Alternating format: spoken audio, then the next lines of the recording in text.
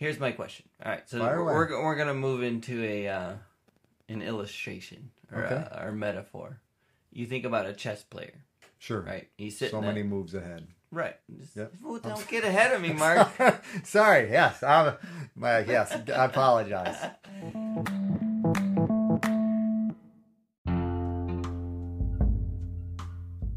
Welcome to How I See It with me, Mark Pratt, and Justin Sternberg. This is a podcast that works to counter cultural polarization through thoughtful conversations. getting in my position. Locked in. Ready to go. All right. So here's my thought. Yeah? Oh, we're not just doing off the cuff? You're prefacing me? This is off the cuff. Off the cuff, prefacing it. Okay, cool.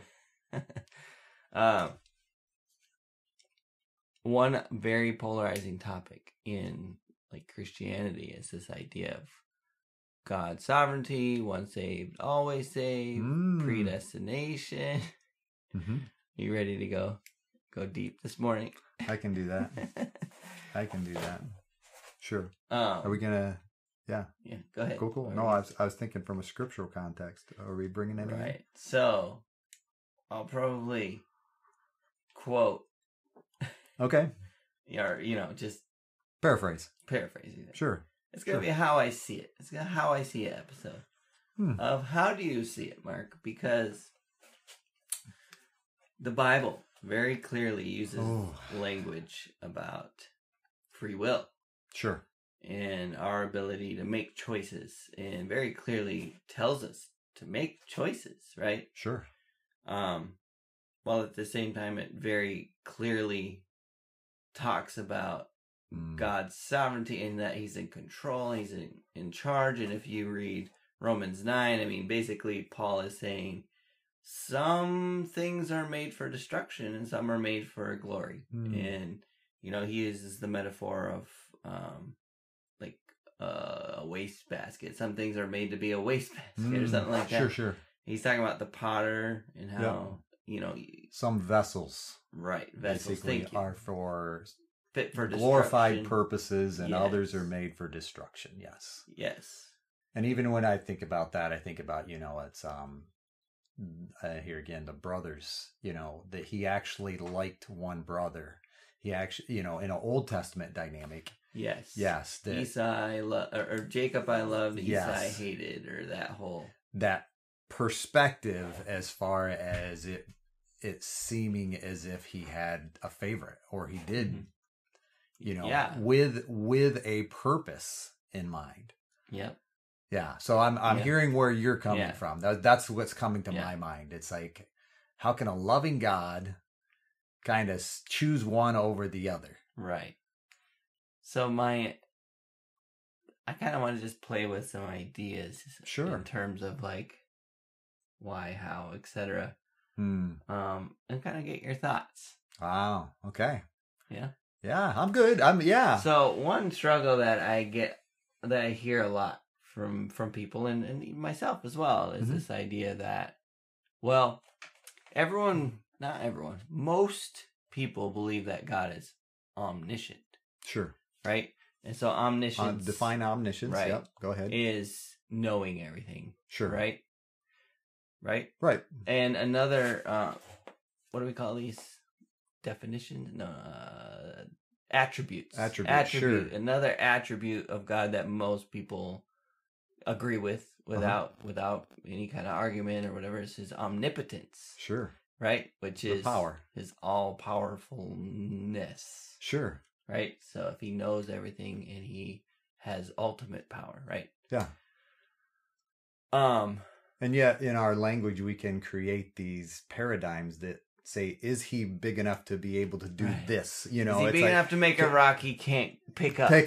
Sure. Yeah. All that stuff that kind of, from our human understanding, we wrestle with. Yeah. Yes. Yeah. And that's what I want to do. Wrestle a little bit. I'm all for it. So here's where we get stuck, right? I'm not sure I'm stuck yet. But as people. We as people who get stuck. Sure. Sure. You think about this fact that he's omniscient. He knows everything. Mm-hmm. Does he know everything in the future? All possible opportunities? What do you think? I believe so. I believe so as well. Here's my question. All right, so Fire away. we're gonna move into an illustration or or metaphor. You think about a chess player. Sure. Right. He's sitting so many moves ahead. Right. Yep. Don't get ahead of me, Mark. Sorry. Yes. Yes. I apologize. No. Okay. So it's chess player. Genius chess player. Best chess player in the world. And the reason they're so good is because they know every possible move at any given point. Mm-hmm. Right? Sure. So key difference. A key important detail here. Sure. They don't know your mind. Correct. Okay? But they know every other variable in terms of that chessboard. So the minute the game starts, you move your piece, and this person says, "Okay, I just calculated every single possible, path that this thing could take," which is impossible. I mean, billions and billions of options. Like, just it's ridiculous, right? But they can do it, right? So they churn through like computer or whatever, and they go, okay, based on what he just did, I'm going to do this. Now, because I just did this, all of those things shifted, right? All those potential future options that you might take and that I might take, et cetera, et cetera. Mm-hmm. All of them shift. But now I've made a decision, right? Sure. And now you react to that, right? Yep. And you may do exactly what I thought you were going to do, or you might do something that's like, wait, oh, I see, he did that, and now calculate all the possible, right? Recalculating. Right, recalculating, exactly. And the game goes on, and he crushes you, right? Because he's knows all the possible moves. Sure. You're just living in his world, right? I got you. It's no offense to you, Mark. I don't know how good you are at chess, but this person is basically a computer. This is our analogy. Yes. Yes. So obviously that's very powerful. Would you say they are all powerful? That's where I would wrestle with it from a human computerized dynamic of what we know. And I think that's, for me, I think some of what we wrestle with in that context, I respect the question, but it's like, I want to follow the vein, but I also recognize that we don't always understand. So yes, ask me the question one more time. I want to clarify. Yeah. So the question is, if this person knows all possible moves you might make and therefore can create a plan based on that, would you consider them all powerful, omnipotent? In the game, specifically I would have to say specifically in the game of chess. Yes, if that was possible, I would consider that omniscience of knowing, the ability to know. Omniscient. What about omnipotent? And there again, it would be for me to define what power is. I mean, I don't necessarily. When I think of chess, I think of it as a mental, the ability to know a person's thoughts. You follow me? I wouldn't necessarily consider that all powerful. I would consider that all knowing.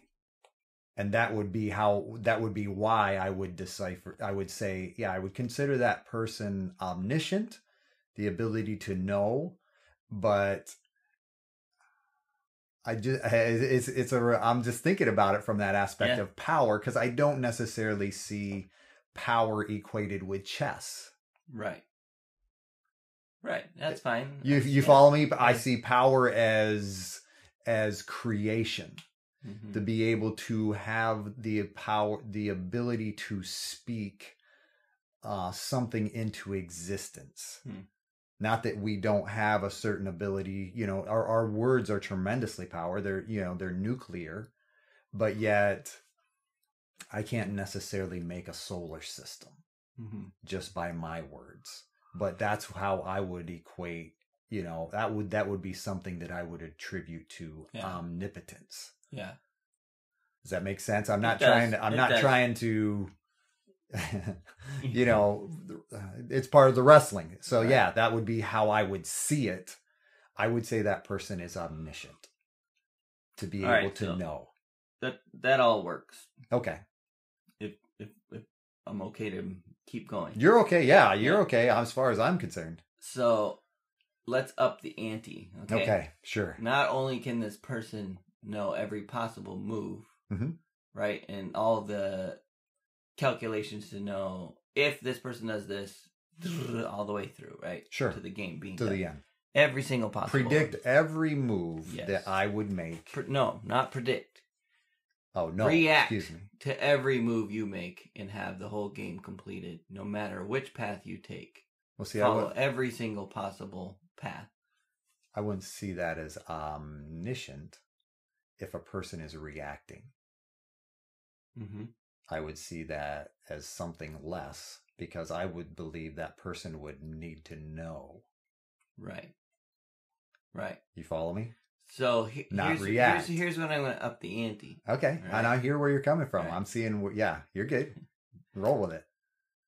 Not only do they know all the things to do based on what you will do, they know what you will do. Yeah. Not what you might do, what you will do. Yeah. Right? Once they have that piece of knowledge, what you will do, Sure. along with all the possible alternatives. Sure. But they know the one that I will choose. Will do. Yes, exactly. Are they not now in complete control of the game? Well, how can they not be? Because, and here's where I'm coming from, that person would still have the ability to make the choice. So I wouldn't say they were in control because each person has that choice. And what are we calling him? A professional? What are we calling this person? Guru. The guru. The chess guru knows it, but it doesn't necessarily take away the player's option to choose. Mm-hmm. My option. Sorry. Sure. Sorry. The guru knows it, but it doesn't take away my option to choose. Mm-hmm. Each and every time. And if I want to start my first move with my knight or a pawn, it makes no difference. I still have that choice. Yeah. I'm not disagreeing. Yeah, I'm not. That's just me making a statement. What I'm saying is. What are you saying? Is your choice an illusion? Because. Sure. Again, if I know every possible move, and I've already determined I'm going to win the game. Okay. Yeah. And so I know that's a good illustration too. Yeah. The guru wins the game. Yes. The guru wins. Yeah. And not only does he win, he wins with the castle being here and the bishop being here and your king being here. Like there are some predefined parameters that we know the game will end in because it's written down. Sure. Right? In order to accomplish those things, based on what I know you're going to do.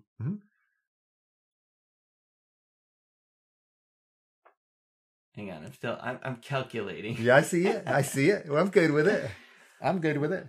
For me, it's just hard to distinguish from being all-knowing, past, future, present, and all-powerful, but yet not free will being an illusion.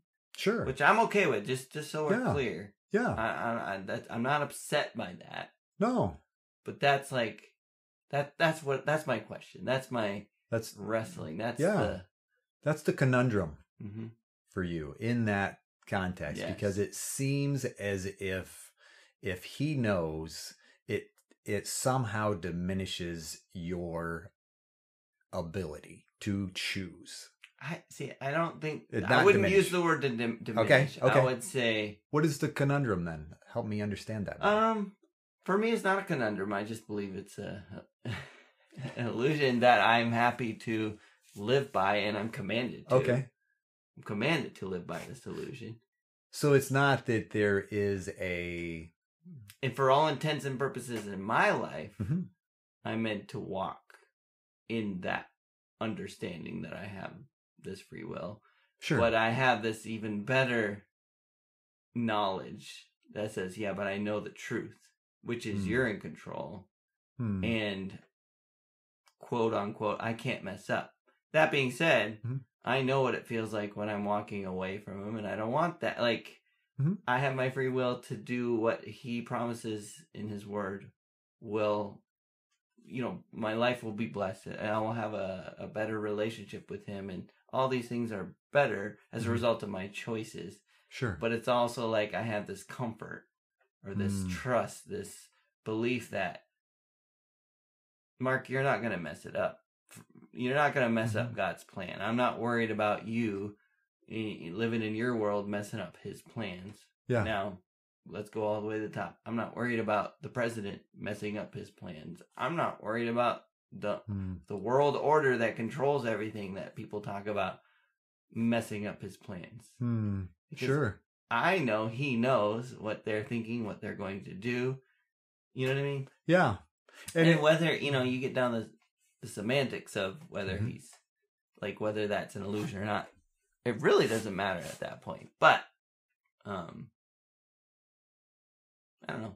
What do you think? And that's what, and I guess what comes to mind for me is I think about it from, as I interact with people, some people will say, some people have a hard time saying we are blessed to be here in America, because it sounds as if we are somehow enlightened or higher. They don't like that. They see it as a luck. They want to refer to it as I'm lucky to be here, because in their mind, they're wrestling with that dynamic that says, okay, why am I here and someone else is someplace else? Yeah. And they wrestle with that because from what I understand their perspective to be, it seems as if I've been put in a better spot and that other person has been put in a lesser spot. Yeah. And how could that happen from a loving God type thing? And so for me, I wrestle with that thinking on their part, because it's like I can recognize there is a plan, there is a choice, and it doesn't mean that one is better or worse, because I believe they have their differences. You follow me? I think there's definite advantages to being here, but I also think, in America type dynamic, but I also think there's so many more distractions that can kind of, and, I see, commercialism and, and the ability to have wealth as being a blessing, but I can also see how in that free will, we can choose, and many things we can put in place of God. Yeah. And substitutions. Sorry, go ahead. No, you go ahead. You were saying I feel very strongly that the uptick in depression, anxiety, all these things directly correlates with the level of comfort we have. So yes, we're so blessed.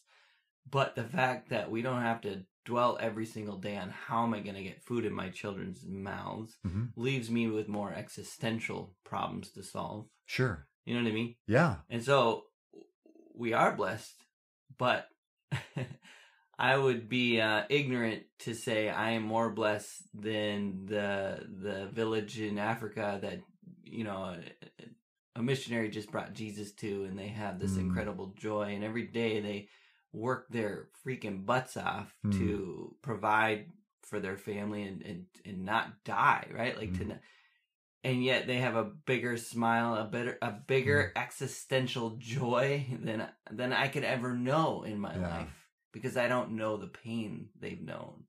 You know what I'm saying? Sure. And so I know that's we're definitely in a sidebar at this point, but that I think when we talk about being blessed, blessings are personal. Sure. Right? And so there are people who live in this blessed country who are cursed. They're just miserable.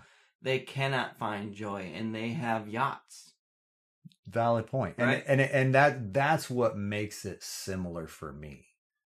And not even necessarily a sidebar, because it is that ability that we have to choose a free will, and God can still use that. You know, and I can choose to take wherever I am. And granted that my if I grow up in a different place, my view of God would likely be very different than if I grew up in the United States of America. Absolutely. You follow me? Yeah. And so that being said, from my perspective, I'm probably I'm gonna be, from what I understand, in agreement with you in that process, that all of it is part of that greater plan. So it's not about one being better, one being worse. There is a plan that says there's a purpose in it all.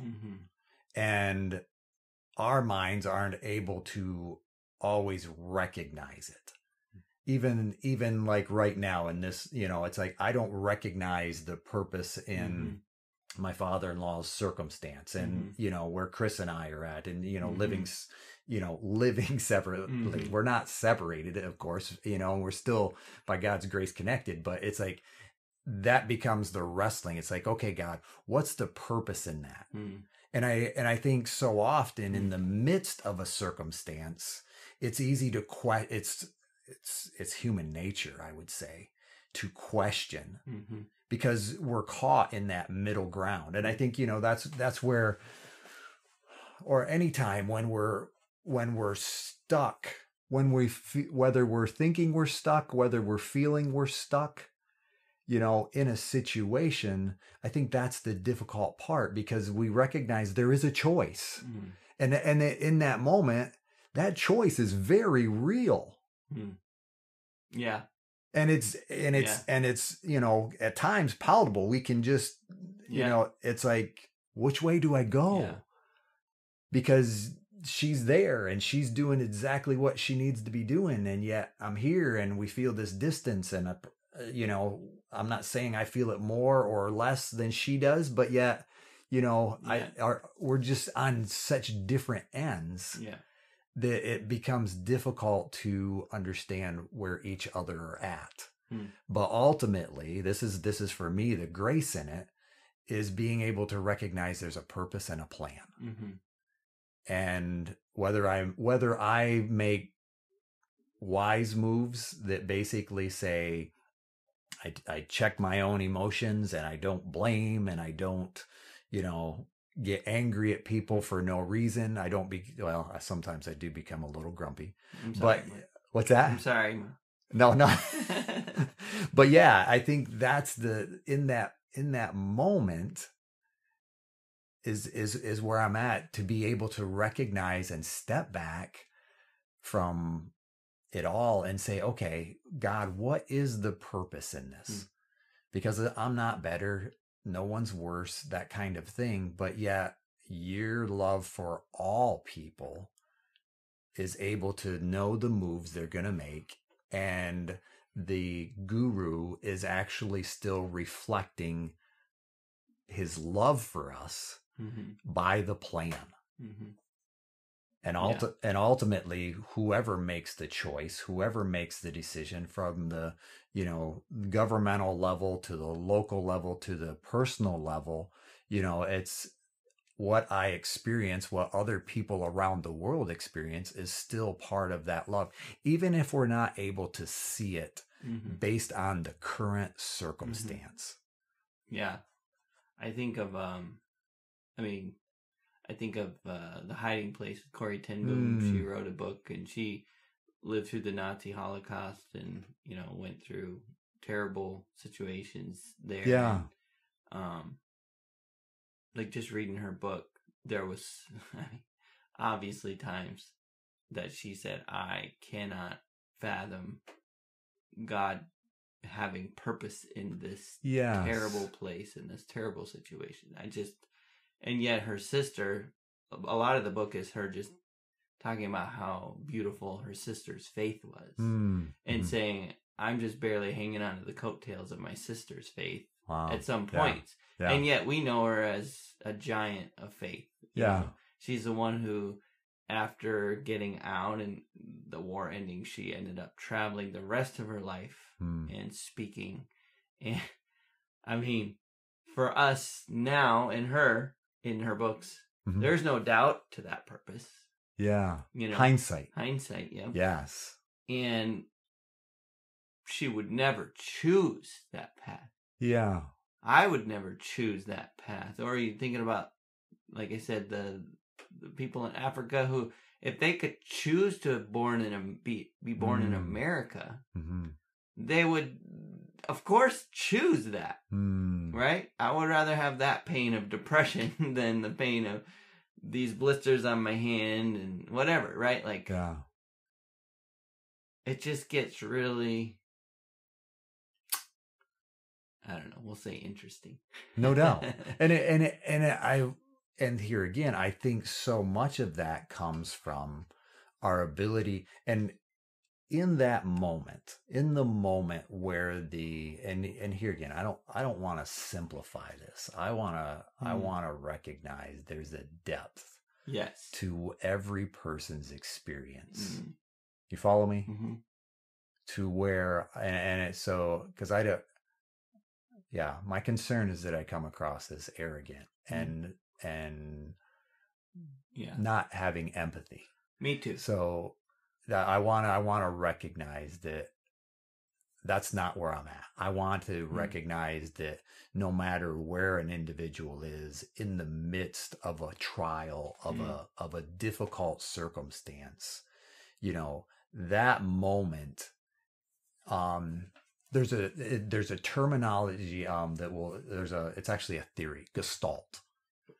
You know, and yes, and basically it is those things that are in the forefront of my mind. It's like you put your hand in front of your face, you know, and it's very difficult to see you, if you know, or the mic or anything like that, because it's about, you know,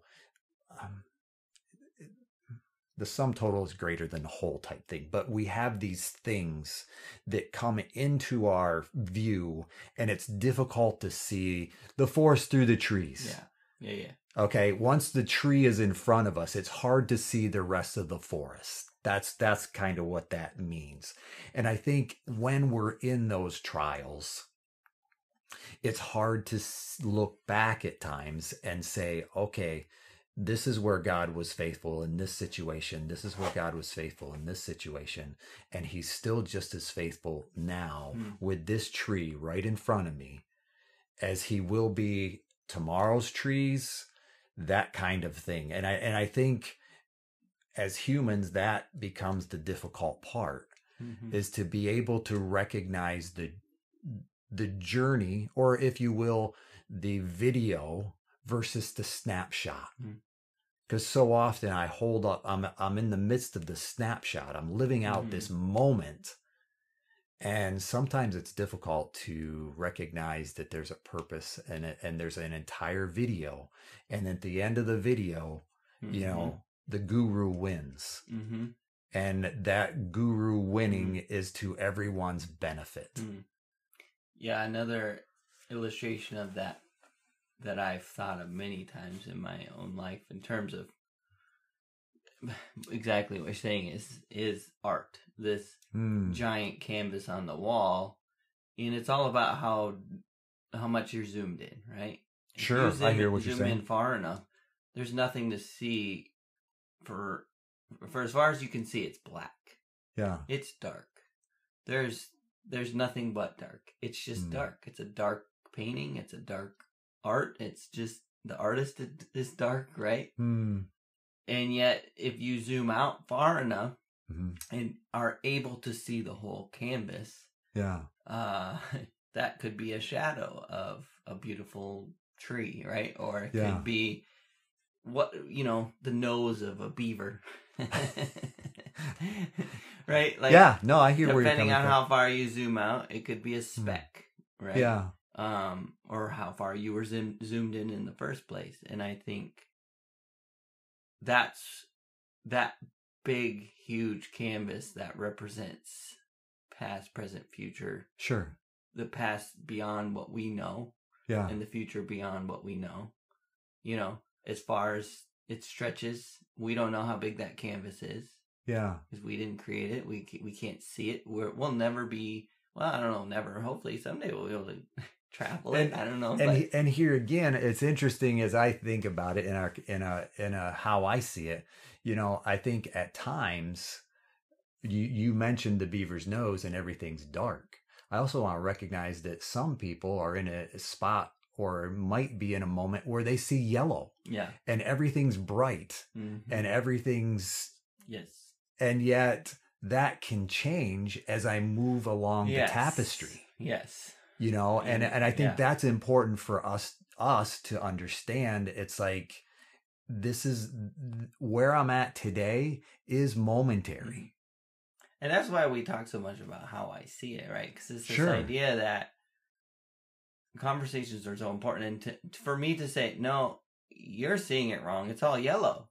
You just need to believe better that it's yellow, or open your eyes and see that it's yellow. And let me just explain to you why it's yellow and yellow. And you're like, no, right. You're wrong. And you're so wrong. Sure. You know? And I think we can do that with people who are in their dark spot. Right. That's what I'm saying. Yeah. You can be like, just believe better and just have more faith and just, yeah, it's not dark. You just have to change your mindset. That's right. Positive mental attitude. You're in a yellow spot and you just don't see it. Don't know it yet. You just gotta buck up, you know. Yes.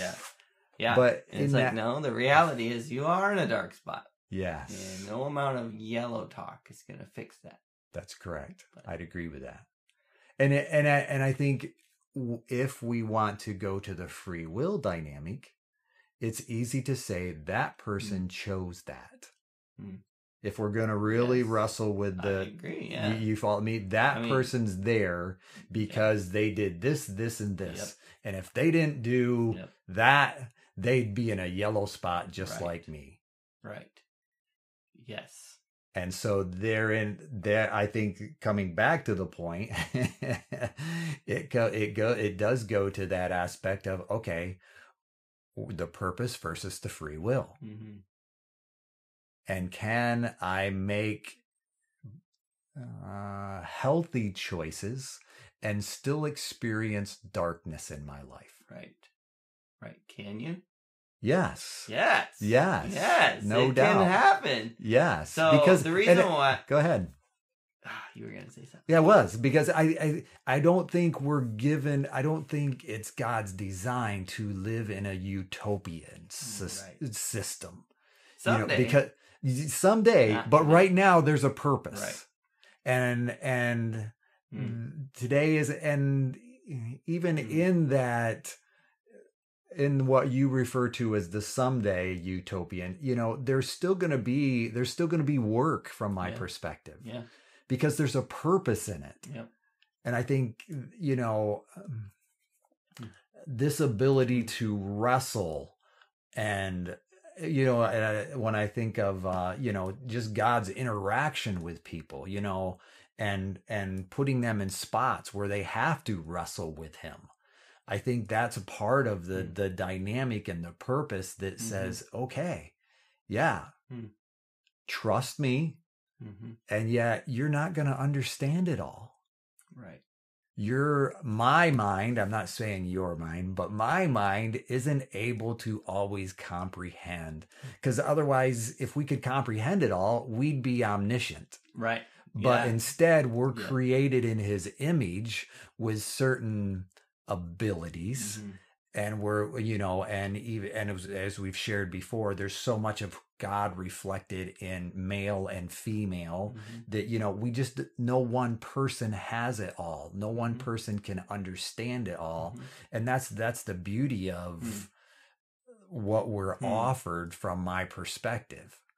And I think so often it is in those momentary hurts that I lash out. And I start to say, okay, this God isn't loving. This God doesn't care about me, and if he's so whatever, fill in the blank, you wouldn't have this and this and this and this. Mm-hmm. Right. And I think that's where we run into the conflict. I think that's where the breakdown happens, to where you say, well, that's why I don't believe that. Yeah. That's why I believe in free will, and I believe, Arminianism, like that whole idea of like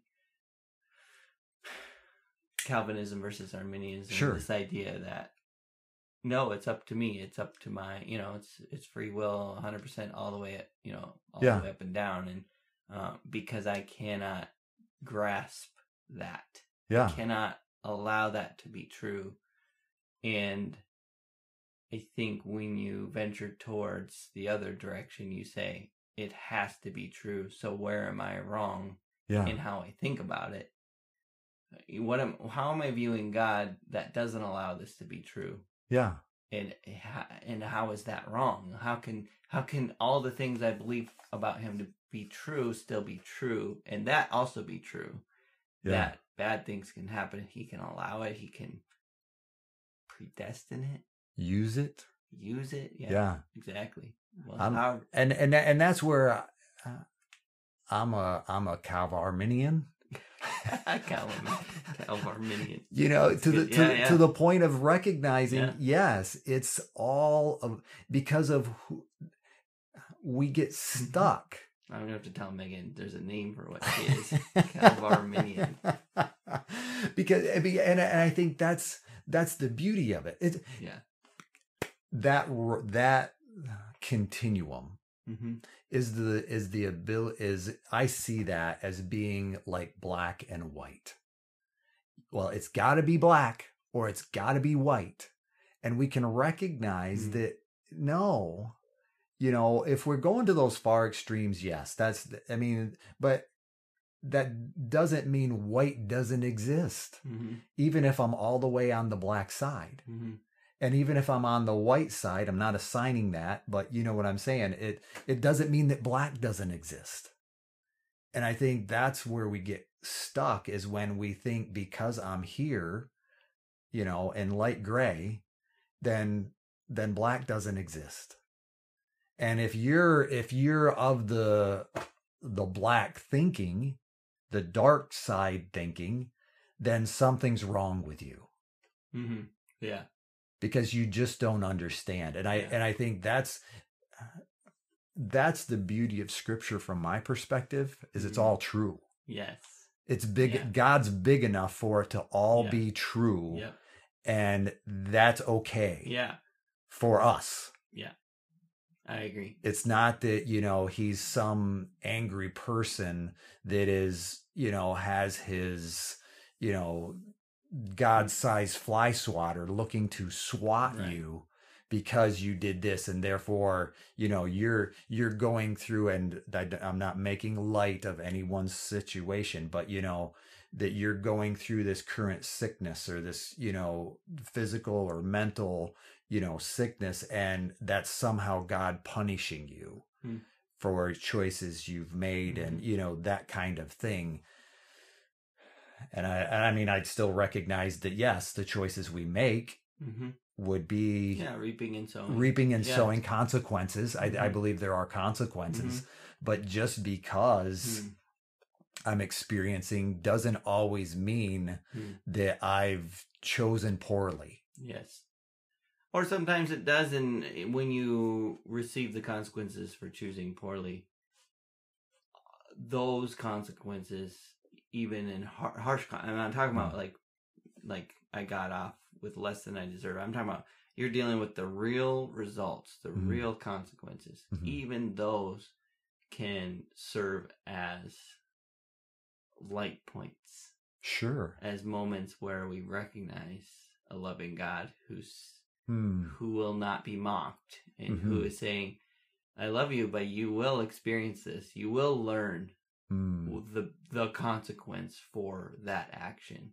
And there's a huge difference between condemnation there and saying like, well, I deserve this and and I must, I have to walk through this, and God's mad at me and I have to pay my, penance or whatever. And recognizing that as a loving father who just spanked me, and he's going to hold me after. And he's going to walk next to me, while I cry, Yeah. while I experience the pain of the consequence. Yeah. And he's not sitting up there judging me and angry. He's saying, I did tell you, I did warn you. And I sent this person, and I sent this thing and this circumstance, Yeah. And the reason I'm so, very passionate about this particular part of the topic, I mean, the whole topic, really. Sure. But I grew up in a church that was very Arminian, very free will, very, it all hinged on my actions. Yeah. And so my blessings depended on my actions. My curses depended on my actions. My flat tire depended on, my actions. And, I've talked about this before, but struggled with pornography when I was young. And so every time something bad happened in my life, I could always tie it back to the last time I slipped.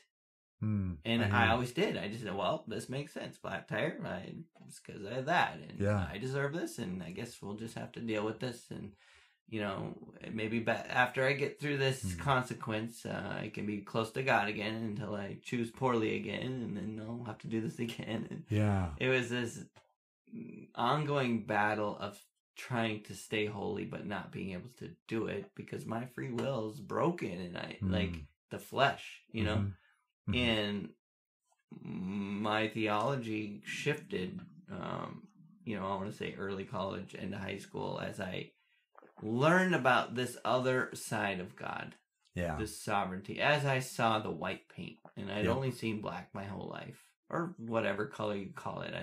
It's not about wrong, right, or whatever. It's about nuance. Yeah. And learning that,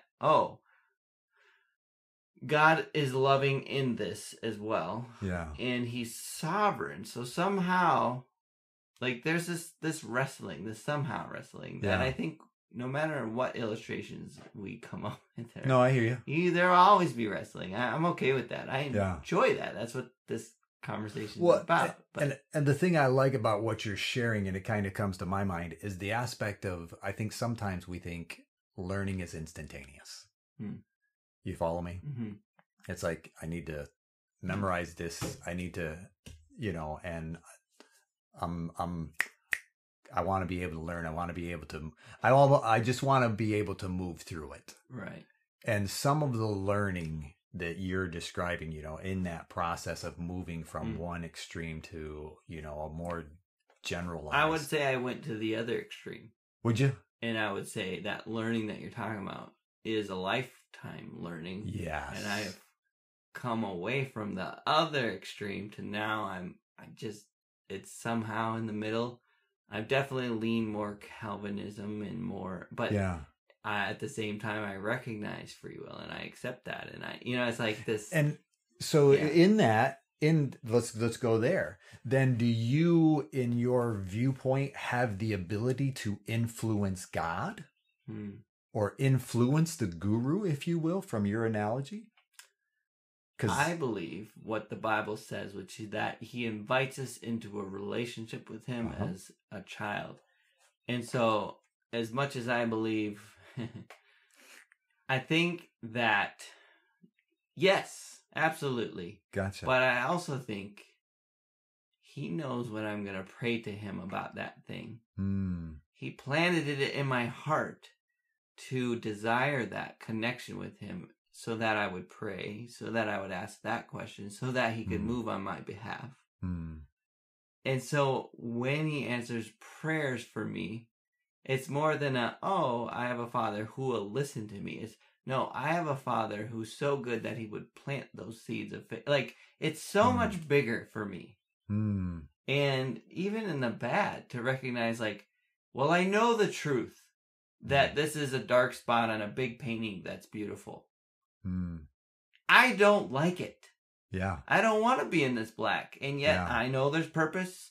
And sometimes, and this is not to say I don't struggle anymore because I know that there's purpose. No, in fact, the struggle is different. And I would say in some ways harder to say, I don't want this. I don't like this. Mm-hmm. I can't escape it. Help.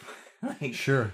Help me or help it. Like, because, and it is a desperate prayer that calls on his love and whatever. And at the same time, recognizing that there's a purpose. Yeah. And if he doesn't answer, there's a purpose. If I die because of the situation, well, good. Yeah. Like, there's a purpose, and I don't know if all that makes sense, but like, well, it makes sense in the process of what we did, because I think that's what you're describing is that process of coming to the end of willpower or free will, that I can will it into existence, whereas there is a God who cares enough about me that he won't necessarily let me build my own Tower of Babel, if you will. He won't let me go that far to where he orchestrates circumstances to where I always have the option to come back towards him. And he works that into my life in such a way that I can choose to continue to go my own way. And I can even separate myself from him, but it's not that he's ever unaware of where I'm at, and still continuing to provide opportunity in that wrestling for me to turn and be able to say, okay, God, yeah, this whole life experience is bigger than me. And I need your help. I need your help understanding. I need your help living. This is bigger than me, and I need your help with it. And I think like you're saying, I think so often people get into that spot where there is a choice to choose, or I'm here again, I'm thinking of Ernie, again, and it's like this wrestling that I'm doing with, I'm having a difficult time praying that God takes him. Because it seems in that moment, yes, I recognize he's going to glory. I recognize he's going to heaven, and that's best for him. But yet in my humanness, I have a difficult time saying, God, take somebody, because that's bigger than me. And I wrestle with give him healing. But then we hear, so many people, well, I prayed for healing and God didn't answer that prayer. So God doesn't love, God doesn't exist. You follow me? And so right now in this moment, I can understand both sides of that equation. And I'm recognizing that it's more complicated than my small mind can comprehend. I think I think when life gets tough, well, here, I'll say the inverse. Our theology is the strongest when we're most comfortable. It's like we get it all figured out, and then we live in that figured outness. Like, I know God, this is what he does, and this is how it works, and I know you're living this way because that's what happened, and this is and I know this is this because of that, and then bam, we get smacked across the head with something, with life. And the things that were black and white, you got hit hard enough now, they now look purple. Right? Like, or whatever, you know what I'm saying? It shifts our perspective. It causes us to rethink, and I believe and hope and desire that will be true of me the rest of my life. I don't want to ever figure it out because I know I don't. But there are times I feel like I've got a pretty good lock on it. You know what I mean? I know who God is. I know what he's doing. And then, like I said, in those moments where it's like, I very strongly believe in his sovereignty, predestination, all these things. But then in those moments, it's like, help? Can you, will you? Is that a thing you do? I don't know. But yet, you told me to pray. You said, give me the desires of my heart. Okay, I'm going to believe what you said. Right? Despite knowing that you won't listen to me because you've already predestined or whatever. It's like, no. The Bible says this too. You know what I'm saying? And so that theology becomes a little less black and fades a little more into that gray spot in the middle you're talking about, which is healthy for me. You know, I can't speak for everyone, but I also think too, like, Go ahead. This is, I don't know, I kind of took a left turn in my thoughts, but we hear definitions of God. We hear, like, he's called the Lion of the tribe of Judah, right? Sure. And yet we know that he's not a lion, Mm-hmm. right? We know he's something much bigger than that. Sure.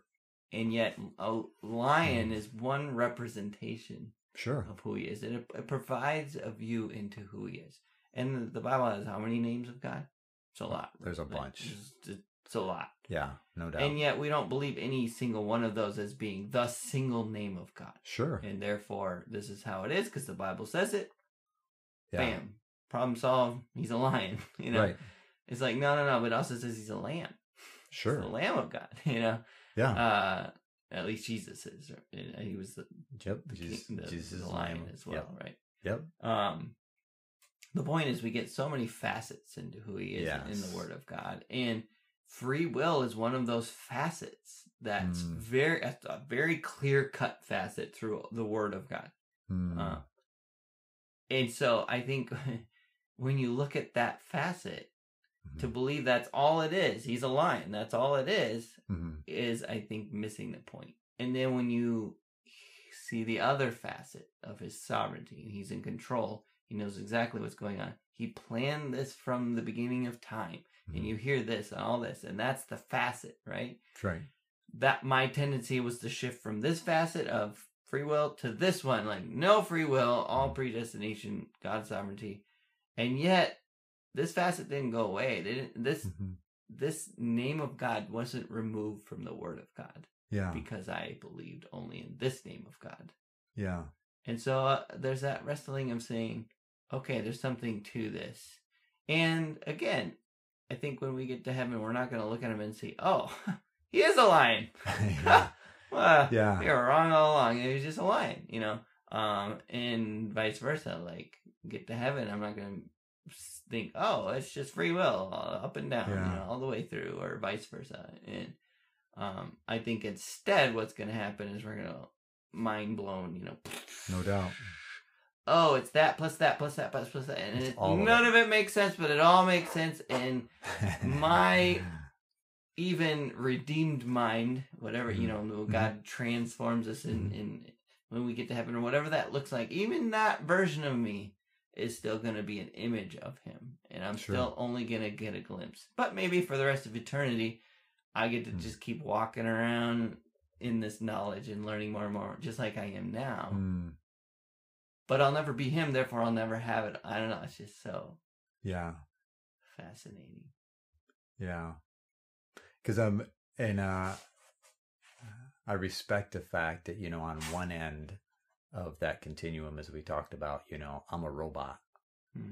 I don't have any choices. I'm an automat, you know, and on the other end, it's all willpower. Yes. And never send me back to that end, please. And I just think about them, you know, on those continuums. Yeah. And it's like, I'm so thankful that it's not either or. But I get this opportunity to do both and. Yeah. And will I wrestle with that part of me that aligns more with the robot at times?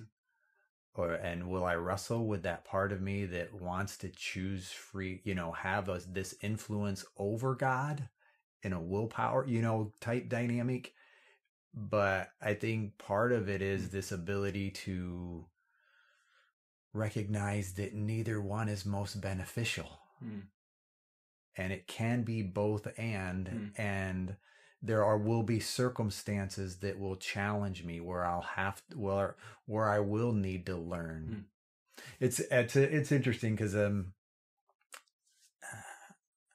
this is, I guess, the neat part for me is sometimes in sessions I operate by 3 C's. Okay, and the first C is creating a context for change, and that's all about safety.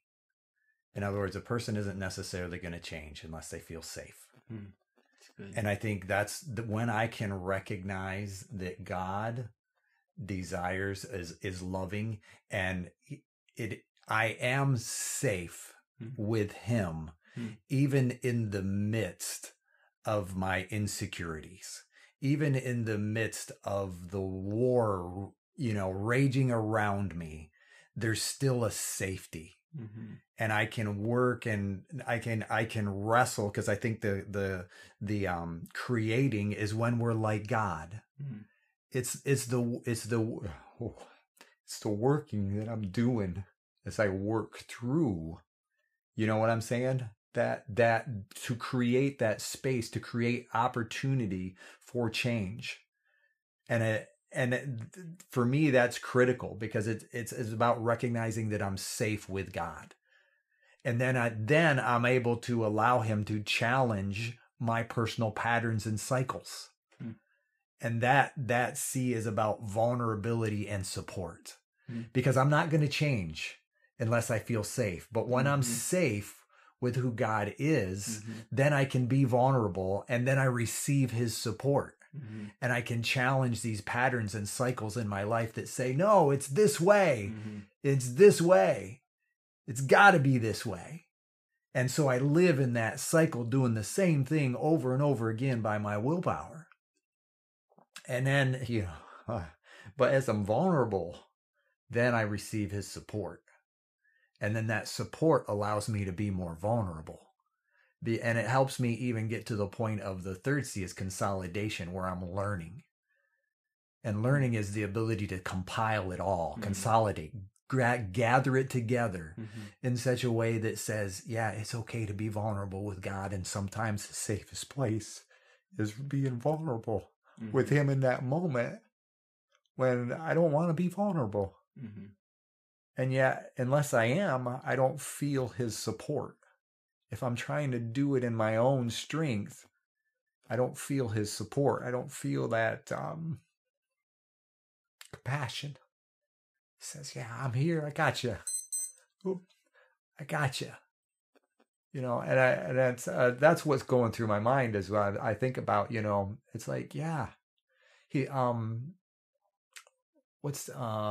shucks. Thinking of a movie, Narnia, the end, where the little girl's watching Aslan walk away, and she's there with Tumnus, is it? Have you ever seen? Oh, and it's been a while. Yeah, and she talks about God being good, but Tumnus says, he's good, but he's not safe. Right. You follow me? And I would challenge that to a certain degree. Yes, because but it's not always comfortable. And I think I think we sometimes misconstrue safety with comfort. And I think that's where comfort is sometimes counter to our growth. And therefore we like comfort, and that's I would even bring that back to having to relearn, what is actually safe. Right. You follow me? Yeah. Because I can have, as you were sharing, and I can have this pornography habit that seems safe. I can go there, and it can seem as if that individual, that image offers me acceptance, which is safety. You follow me? But that's unhealthy safety. And that's where I have to come back and recognize I need to create a space for change and relearn what safety actually is. Yeah, because we equate safety with comfort. Yes. And I think comfort is the trick, right? Yes. And we have to relearn safety to understand that comfort does not always represent safety. In the case of, like you said, pornography, it's comfort. It's comfortable. It's easy. It's whatever. But it's not safe. Exactly. Yeah. And sometimes growth is the safest, and it feels the least safe. Yes. Right? Exactly. So and I think that's where we can trust, because I think trust is what we're actually looking at sometimes. Trust versus safety, complacency or comfort versus actual safety. And we can recognize that God is bigger, that there is purpose in it, even though it may feel uncomfortably unsafe at times as I'm relearning what it looks like to trust God and the fact that he does love and care for me right where I'm at. It's good. I think of, we're about out of time. Yeah. I think the recording will stop in 20 seconds. That's true. So I think unless you want to wrap something up. No, that's good. That's good. There's way too much. All right. So this is how we see it.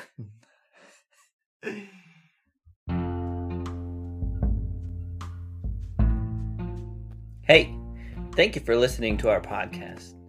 If you like how I see it, please do all the things that podcasts tell you to do. Subscribe, rate, review, follow us, and or talk nicely about us on social media. If you want to reach out, the email is us@howiseeit.click. Yep, I said .click, as in .click. Please tell your friends about this show, and we'll see you on the next one.